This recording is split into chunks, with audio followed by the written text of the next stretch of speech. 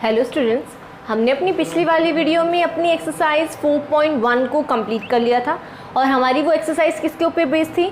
हमारी एक्सरसाइज थी कि हमें वेरीफाई करना है कि वो आपकी क्वाड्रेटिक इक्वेशन की कैटेगरी की है या नहीं है। तो हमने उसमें अपना फर्स्ट क्वेश्चन और सेकंड क्वेश्चन कंप्लीट कर लिया था। जो फर्स्ट क्वेश्चन थे उसमें सिर्फ हमें चेक करना था ये क्वाड्रेटिक इक्वेशन है या नहीं है, वो हमने चेक किया था। जो सेकंड वाला क्वेश्चन था वो आपका स्टेटमेंट वाइज था एंड स्टेटमेंट को हमने पहले क्वाड्रेटिक इक्वेशन में फॉर्मेशन करी, उसके बाद हमने फिर उसके सोल्यूशन भी निकाले थे। ठीक है, और मैंने आपको बोला था उसमें सोल्यूशन सिर्फ एक क्वेश्चन का पूछ रखा था, अदरवाइज आपसे 2 क्वेश्चन या जो 3 क्वेश्चन थे आपके उसमें सिर्फ क्वाड्रेटिक इक्वेशन पूछ रखी थी आपकी। ठीक है, फिर हमने कहा था शायद अगर आपसे पूछा जाए कि इसकी डायमेंशन क्या होगी या इसका सोल्यूशन क्या होगा तो आपको वो आना चाहिए। ठीक है, तो आज बात करते हैं आज की एक्सरसाइज, जो आपकी एक्सरसाइज है 4.2। आज हम ये स्टार्ट करने जा रहे हैं। तो सबसे पहले एक्सरसाइज 4.2 करने से पहले हम करेंगे इसका इंट्रोडक्शन। देन इंट्रोडक्शन करने से पहले हमें फ़ायदा क्या हो जाता है कि इंट्रोडक्शन में हम देख लेते हैं कि हम इस पूरी एक्सरसाइज में करने क्या वाले हैं, कौन सा फॉर्मूला यूज़ होगा, कौन सा फॉर्मेट यूज़ होगा। ठीक है, तो जो आपकी एक्सरसाइज 4.2 है ये है solution of a quadratic equation by factorisation. By factorisation है। देन फैक्टराइजेशन मैंने आपको पहले भी बताया था कि फैक्टराइजेशन जब भी आ जाता है उसमें यही होता है कि आप क्वाड्रेटिक इक्वेशन को सॉल्व करते हैं तो स्प्लिट करते हैं उस टर्म को। जैसे एग्जांपल ले लेते हैं, अगर मैं आपके पास x² प्लस 5x प्लस 255 इस टाइप से इक्वल टू 0 है तो आप फैक्टराइजेशन करते हैं इस वाले का, बिकॉज इन दोनों की मल्टीप्लिकेशन का हम क्या करते हैं फैक्टराइजेशन, और जो हमारे पास फैक्टर बनते हैं फिर हम देखते हैं उनका प्लस या माइनस मिडल टर्म होता है, जिसको हम हमेशा क्या बोलते थे, स्प्लिटिंग द मिडल टर्म। तो जो आपका फैक्टराइजेशन मेथड है ये आपका कुछ नहीं है, आपका वही है स्प्लिटिंग द मिडल टर्म वाला कॉन्सेप्ट। पर फैक्टराइजेशन हम हमेशा किस चीज़ का करेंगे, हमेशा कि फैक्टराइजेशन करें तो a into c I and a into c का जो फैक्टराइजेशन करा है वो आपका प्लस माइनस करे तो वो मिडल टर्म आए। तो कॉन्सेप्ट आपका यही था। ठीक है, तो आइए स्टार्ट करते हैं हमारा इंट्रोडक्शन 4.2। सबसे पहले जो हम बात कर रहे हैं क्वाड्रेटिक इक्वेशन की, तो वो हमने पहले भी करा था कि क्वाड्रेटिक इक्वेशन होती क्या आपकी, अगर स्टैंडर्ड फॉर्म देखते तो वो क्या होती है आपकी ax² plus bx plus c equal to 0 where a can not be 0 and a, b and c any real number, ये थी हमारी कंडीशन। क्वाड्रेटिक इक्वेशन की स्टैंडर्ड फॉर्म हमारे पास ये थी, और हमें क्या करना था, हमारे पास जिसकी भी वेरिएबल, मतलब हमारे पास जो वेरिएबल x² है जो क्वाड्रेटिक इक्वेशन की फॉर्मेशन करता है x², उसका जो कांस्टेंट है, उसका जो कोफिशिएंट है वो कभी भी 0 नहीं हो सकता। और ये भी आपके कोई भी एनी रियल नंबर हो सकते हैं, सिर्फ a को छोड़कर a कभी 0 नहीं हो सकता, b and c can be 0। ठीक है, उसके बाद हमने ये बोला था कि क्वाड्रेटिक इक्वेशन की हम जब भी हम देखते हैं तो हम कंपेयर करते हैं अपने स्टैंडर्ड इक्वेशन से। अगर स्टैंडर्ड इक्वेशंस के आपकी ये एकदम परफेक्ट बैठ जाती है तो वो आपकी क्वाड्रेटिक इक्वेशन होती है, अदरवाइज क्वाड्रेटिक इक्वेशन नहीं होती। अब बात करते हैं solution of a quadratic equation by factorisation. तो सबसे पहले सोल्यूशन के बारे में बात करते हैं। मैंने तो पहले बताया आपको quadratic equation, then quadratic equation ये होती है। ओके, अब बात करते हैं सोल्यूशन की, उसके बाद बात करेंगे हम फैक्टराइजेशन की। ओके, देन सोल्यूशन आपका क्या होता है, अगर मैं कहूँ x की कोई ऐसी वैल्यू जिस पर पूरी की पूरी ये पूरी की पूरी equation equal to right hand side हो जाती है। मैं क्या कर रही हूँ, द वैल्यू ऑफ x आपकी x की value which is satisfy the given equation is called solution of the equation। मैंने क्या बोला, x की वो वैल्यू जो सेटिस्फाई कर दे, आपके पास जो इक्वेशन गिवन है उसको क्या कर दे, सेटिस्फाई कर दे, और वो उसका क्या हो जाता है, सोल्यूशन हो जाता है। मतलब कहने का मतलब क्या है, अगर मैं x की वैल्यू यहाँ पर ऐसी पुट करूँ जो आपका left hand side is equal to always right hand side को शो करती है, तो वही आपकी x का सोल्यूशन होता है, वही आपकी इक्वेशन का सोल्यूशन होता है। देन सोल्यूशन अभी मैं दोबारा बता देती हूँ क्या होता है कि x की वो वैल्यू जो आपके पास क्वेश्चन में गिवन है, आपके पास कोई क्वाड्रेटिक इक्वेशन गिवन है और क्वेश्चन में गिवन है, ये तो स्टैंडर्ड फॉर्म है, क्वेश्चन में जो क्वाड्रेटिक इक्वेशन है आपके पास उसकी x की वो वैल्यू जो left hand side equal to right hand side कर दे, मतलब वो गिवन कंडीशन को क्या कर दे, सेटिस्फाई कर दे, ठीक है, left hand side equal to right hand side कर दे, वो उसका क्या होगा, सोल्यूशन।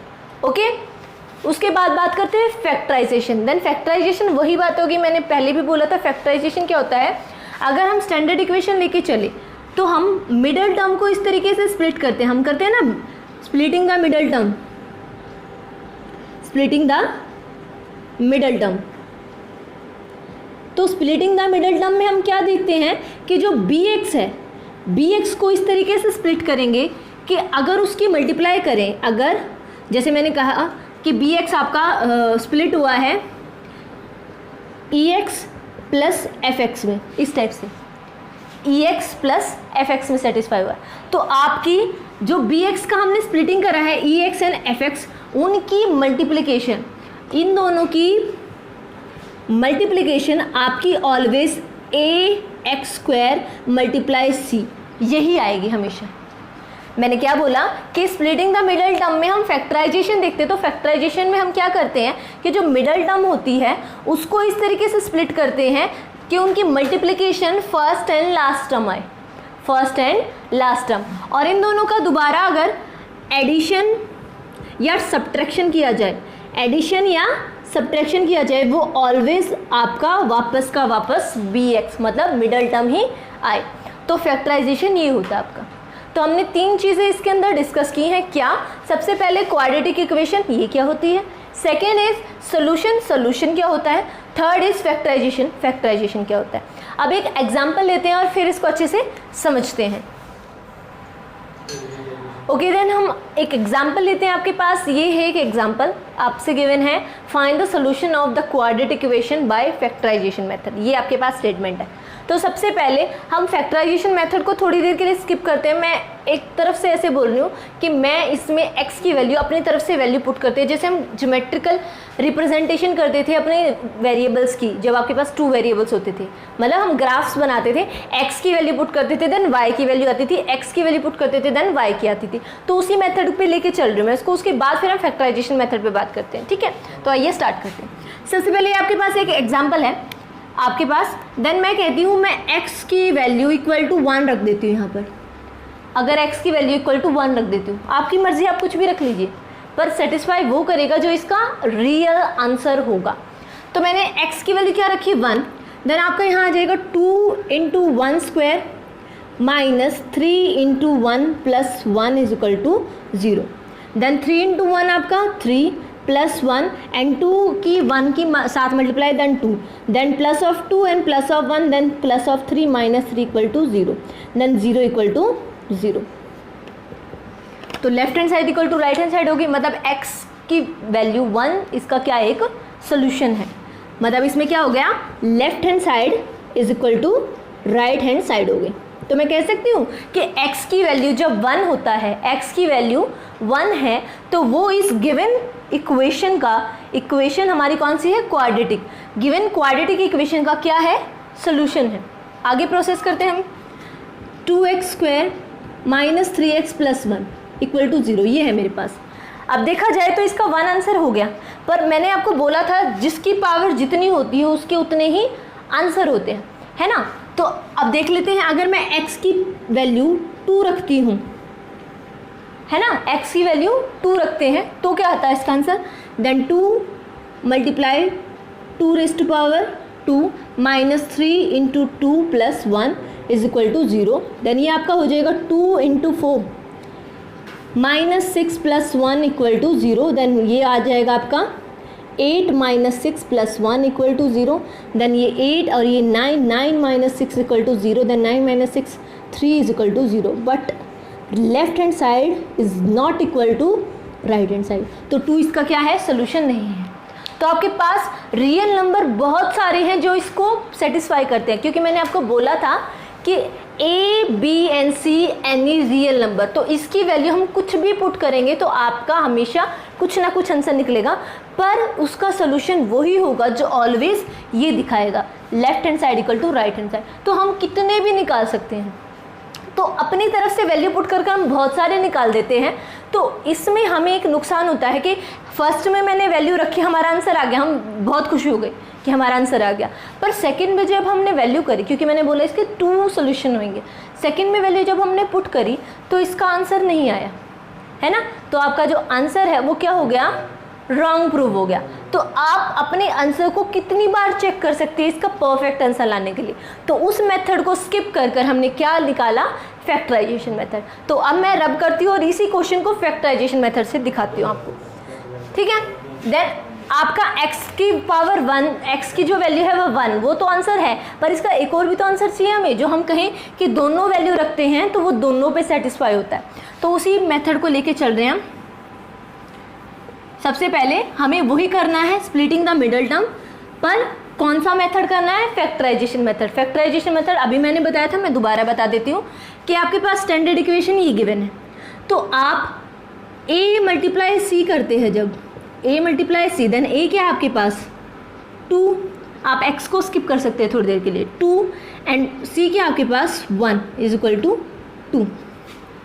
मतलब कि आप मिडल टर्म को, मतलब 3 को -3 को, इसके आगे क्या है -3 को इस तरीके से स्प्लिट करें कि मल्टीप्लाई करें तो 2 आए, एंड प्लस और माइनस करें, प्लस और माइनस हो सकता है, या तो प्लस होगा या माइनस, प्लस और माइनस करें तो 3 आए, वो भी किस चीज़ का, माइनस का।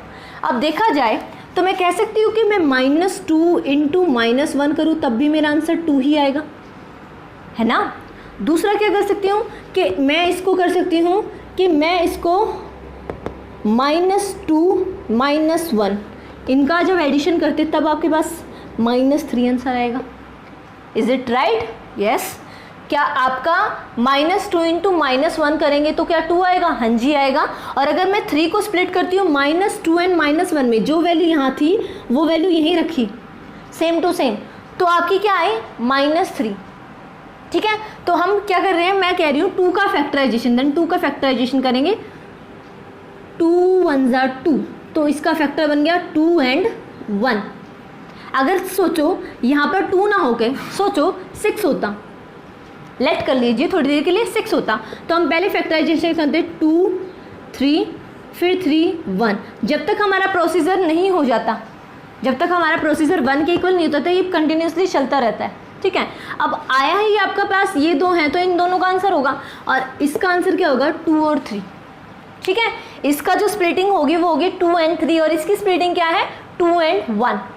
आगे आपको स्प्लिट करना कि हमने अपनी फैक्टराइजेशन करी a इंटू सी का, उसका a इंटू सी का फैक्टराइजेशन आपके पास 2 एंड 1 आया, ठीक है। तो हमारे जो फैक्टर बन गए वो क्या बन गए 2 एंड 1। उसके बाद अब आपके पास स्प्लिटिंग द मिडल टर्म के हिसाब से और फैक्टराइजेशन के हिसाब से, मैं फैक्टराइजेशन नहीं बोलती हूँ ताकि आप कंफ्यूज ना हो जाए, फैक्टराइजेशन के हिसाब से हमारा प्रोसीजर क्या होता है कि सबसे पहले आप फैक्टराइजेशन कर लो, हमारे पास क्या बने -2 एंड -1, ये बने हमारे पास फैक्टराइजेशन। उसके बाद अब फैक्टराइजेशन का रूल सेकंड क्या है कि फर्स्ट टर्म को as it is, last term को एज इट इज़, और जो मिडल टर्म है उसको इन दोनों में तोड़ के लिखो। ओके, देन लिखते हैं 2x² as it is plus of 1 as it is equal to 0, and middle term को आप किस में लिखेंगे -2x, बिकॉज इसके साथ क्या है x, and -x। Okay, then +1 equal to 0। ये मैंने मिडल टर्म यहाँ लिख दी, इसका मतलब वही है ना। अब क्या करेंगे, अब हमारा जो थर्ड प्रोसीजर है, थर्ड प्रोसीजर क्या कहता है कि 2 का फैक्टर बनाइए, मतलब 2 का पेयर बनाइए, 2 का पेयर बनाइए, और इन 2 पेयर में जो कॉमन है वो निकाल लीजिए। क्या कॉमन है इसमें, देखो इसमें 2x है, इसमें भी 2x है, पर इसमें 2x² है ना, तो हम क्या कॉमन निकाल सकते हैं, सिर्फ 2x। देन इन दोनों में से 2x हाईएस्ट कॉमन निकालेंगे, हमारा मतलब है हम हाईएस्ट कॉमन निकालें हर बार, है ना। वैसे हम 2 निकाल सकते थे, x रहने दे, ये x निकाल सकते थे, 2 अंदर रहने दे, एक ही बात होती है, पर हम वही निकालेंगे कॉमन जो ज़्यादा से ज़्यादा कॉमन निकल सकता है। देन 2x आपका कॉमन निकल गया, अंदर बचे यहाँ से x -1। अब कैसे बचा दिखा देती हूँ, देखो 2x², मैंने 2x कॉमन निकाला, देन 2 से 2 कैंसिल, एक x से एक पावर कैंसिल, यहाँ बच गया एक पावर। दूसरी ये थी -2x अपॉन 2x, क्योंकि इसके आगे क्या है माइनस, लगाएंगे इसको, 2x से 2x कैंसिल, ये -1, तो यहाँ पर x -1 इस तरीके से आया। उसके बाद ये जो टर्म है उसको एज इट इज़ उठा के यहाँ पर एज इट इज़ पुट कर लीजिए, ये हमारे लिए बहुत आसान होता है। अब हमें इस टर्म से ये टर्म बनानी है ना, मैंने इन दोनों को कॉमन निकाला, मेरे पास ये निकल गया। उसके बाद ये वाला टर्म है जो ब्रैकेट के अंदर है, ब्रैकेट वाला एज इट इज़ यहीं छाप दो। उसके बाद मैंने इस टर्म को -x+1 को मैंने बना दिया x -1, मतलब दोनों के साइन क्या कर दिए, चेंज कर दिए। और दोनों के साइन चेंज कब हो सकते हैं, जब हम -1 से क्या कर दें, मल्टीप्लाई कर दें। अगर मैं -1 से मल्टीप्लाई करूँगी तो इससे होएगी तो ये वापस -x हो जाएगा, और इससे करूँगी तो ये वापस +1 आ जाएगा, है ना। तो मैंने -1 से क्या कर दिया, कॉमन निकाल दिया, -1 क्या कर दिया, बाहर कॉमन निकाल दिया, इक्वल टू 0। ऑब्वियस वाली बात है, अगर इसके साइन चेंज हो रहे हैं तो साइन चेंज मतलब कैसे होंगे कि नेगेटिव बाहर निकालेंगे। अब नेगेटिव किसका निकालें जिस पे कोई असर ना पड़े, आपकी मल्टीप्लिकेटिव आइडेंटिटी हमेशा 1 होती है एंड एडिटिव आइडेंटिटी हमेशा 0। मतलब आप 1 को मल्टीप्लाई किसी से भी करेंगे आंसर वो ही रहेगा, एंड 0 को प्लस किसी से भी करेंगे, 0 को माइनस किसी से भी करेंगे, आपका आंसर वो ही रहेगा। ओके, देन आपके ये दोनों टर्म है, इनको एक बार लिख लेते हैं हम। और उसके बाद ये वाली टर्म, इसका साइन, और ये वाली टर्म 2x - 1 इक्वल टू 0, आपका ये हो गया फोर्थ स्टेप। उसके बाद किन्हीं भी दो नंबर की प्रोडक्ट इक्वल टू 0 है, आइदर दिस इक्वल टू 0 और दैट इक्वल टू 0, तो हम लिख देंगे x - 1 equal to 0, 2x - 1 equal to 0, जिसका प्रोसीजर नंबर 5। उसके बाद x - 1 इक्वल टू 0, तो ये एक इक्वेशन को सिंप्लीफाई कर लेते हैं। x इज इक्वल टू 1, ये तो हमने पहले भी देख लिया था, x की वैल्यू 1 आएगी, वो तो हमें पता था। हमें तो दूसरी वैल्यू चाहिए थी जिसके लिए हमने ये सारा का सारा फॉर्मूला रखा, तो दूसरी वैल्यू और निकाल देते हैं। दूसरी वैल्यू क्या आएगी आपकी, यहाँ पर 2x है, -1 था, उधर आके +1, देन x की वैल्यू 1/2, तो x की वैल्यू क्या आ गई 1/2। आया समझ में। अब देखेंगे जो हमने ये आंसर निकाला है, वैसे आपका वेरीफाई नहीं आता, आपका आंसर ये एग्जैक्ट करेक्ट होता है, पर देखेंगे कि वेरीफाई जो होता है आपका वो आपका ठीक है या नहीं। अब 1 के लिए हमने देख लिया था थोड़ी देर पहले कि left hand side equal to always right hand side है आपका। अब इस इक्वेशन में हम क्वाड्रेटिक इक्वेशन में इसमें हम ये सोल्यूशन पुट करते हैं, अगर ये इसको सेटिस्फाई कर जाता है तो इसका सोल्यूशन है, अदरवाइज इसका सोल्यूशन नहीं है। तो इसमें करते हैं आप 2x² -3x + 1 इक्वल टू 0, ये इक्वेशन है। अब इसके लिए तो हमने चेक कर लिया था, ये हमारा वेरीफाई था। दूसरा पुट करना हमें x इज इक्वल टू 1/2, ये पुट करना है, तो पुट कीजिए। x की वैल्यू जहाँ भी हो वहाँ 1/2 कर दीजिए, then 2 multiply 1/2 square -3 × 1/2 + 1 equal to 0। Simplify कीजिए पहले, ये आएगा 2 × 1/4 -3/2 + 1 इक्वल टू 0। देन इससे कट गया 2 × 1 = 2, 2 × 2 = 4, देन ये आपका आ गया 1/2 -3/2 + 1 इक्वल टू 0। सबसे पहले एलसीएम वाले सेम है, डिनोमिनेटर सेम, इनको ऐड कर लेते हैं। 1 - 3/2 + 1 इक्वल टू 0। 1 - 3 व्हाट इज -3 -2/2 है ना, 1 - 3, देन 3 आपका बड़ा है, 3 के आगे साइन नेगेटिव का है, तो आपका क्या आ जाएगा -2/2, एंड यहाँ +1 इक्वल टू 0 चल ही रहा है। 2 × 1 = 2, देन -1 + 1 इक्वल टू 0, देन इनका 0 0 इक्वल टू 0। तो left hand side equal to आपकी क्या है, राइट हैंड साइड, तो ये इसका क्या है solution. Then left hand side is equal to right hand side. तो इसके दो सोल्यूशन कौन कौन से हो गए, x is equal to 1 and x equal to -1/2।